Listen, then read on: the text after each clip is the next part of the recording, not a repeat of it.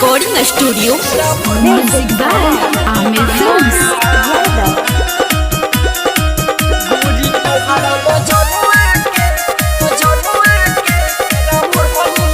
Presented by Amir Films। दिलवाना तू लगई हा केहू औरी तुहार बा। दिलवाना तू लगई हा केहू औरी तुहार बा। गोरी तुहरा मजनुआ के गोरी तुहरा मजनुआ के तारा ओढ़नी से प्यार बा। गोरी तुहरा मजनुआ के तारा ओढ़नी से प्यार बा।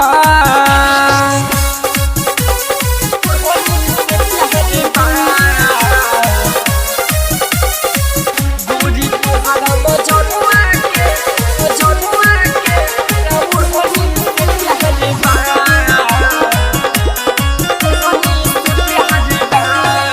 जब जब देखिले तोहके मन न माने भितरिया से तोहरा के कैसे निकाली अपना दिलवा के दरिया से।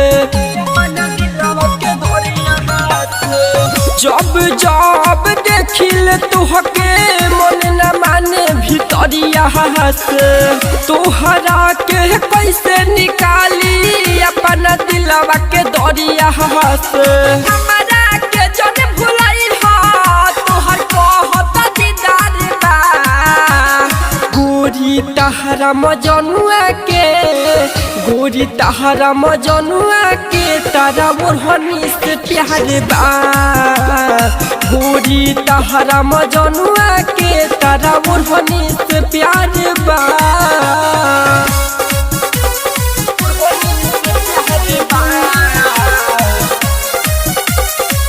गोरी तहरा मजनुआ के तारा ओढ़नी से प्यार बा।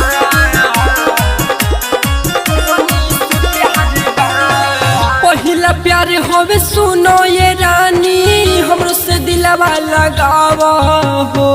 पहले गुड्डू बाबू ऐसे न छोड़ा हो प्यार कोइल कानी भावा हो।